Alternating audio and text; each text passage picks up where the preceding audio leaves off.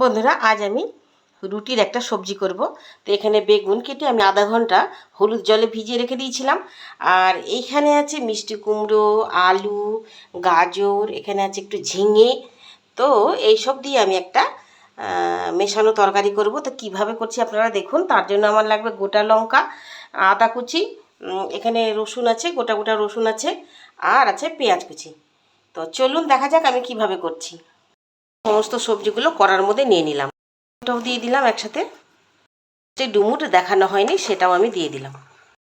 যেগুলো সেগুলো আমি একসাথে দিয়ে দিলাম। তো লবণ দিলাম,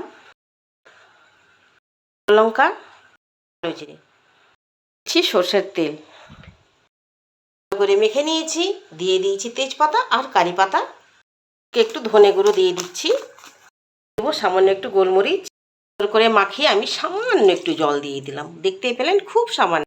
গ্যাসে কড়াটা চাপিয়ে আমি কড়াটা ঢাকা দিয়ে এবারে হতে দেবো 5 মিনিটের মতো। আমি কম আঁচ করে রাখবো, আর কোনো রকম নাড়াচাড়া করবো না। কম আঁচ বলতে মিডিয়াম আঁচে আমি রেখেছি।